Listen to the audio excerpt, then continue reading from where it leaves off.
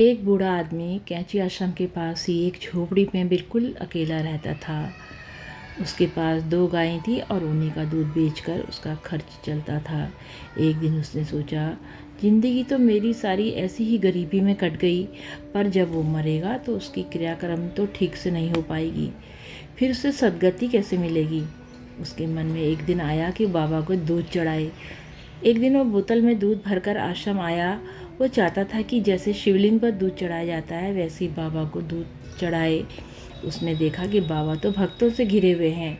उसकी हिम्मत ही नहीं पड़ी और उसने वो दूध प्रभु का नाम, भगवान का नाम लेकर नदी में गिरा दिया और अपनी झोपड़ी में चला गया। उसने फिर एक दिन ऐसा ही प्रयास किया। वो बोतल लेकर लकड़ी के पुल पर आया ही था कि उसने फिर बाबा को लोगों से घिरे हुए पाया। बाबा ने तुरंत भुवनचंद तिवारी को उस बूढ़े को लिवा लाने के लिए भेजा। वो बूढ़ा कांप रहा था। किसी तरह पुल पार कर बाबा के पास पहुंचा। बाबा ने बड़ी फुर्ती से बूढ़े के हाथ से बोतल ले ली और पूरा का पूरा दूध अपने ऊपर उड़ेल लिया। ये देख बूढ़े की आंखें सजल हो गईं और वो बाबा के मुखार बिंदु को एकटक देखता रह गया। बाबा ने उससे पूछा, क्या चाहता है? वृद्ध ने अपनी सद्गति की प्रार्थना की। बाबा बोले, हम तेरा क्रियाक्रम कराएंगे और तुझे सद्गति दिलाएंगे। बाबा ने आश्वासन दिया।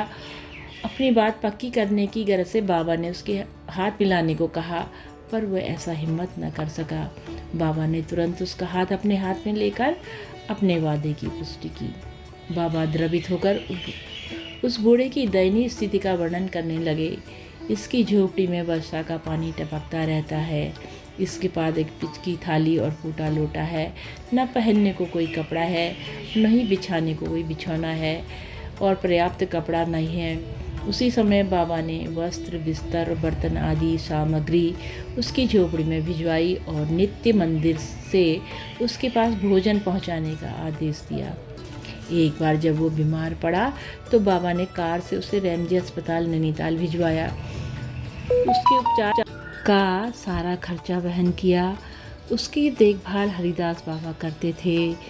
उसके शरीर के शांत हो जाने पर बाबा ने 13 व्यक्तियों को भेजकर उसकी अंत्येष्टि करवाई और उस क्षेत्र के नियमानुसार आश्रम में ही उसकी 12वीं मनाई।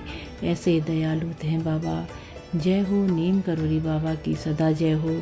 माँ सिद्धि की सदा जय हो। बाबा सदा अपने भक्तों का कल्याण करना प्रभु, कल्याण करना प्रभु। जय हो बाबा, जय हो, सदा ही जय हो।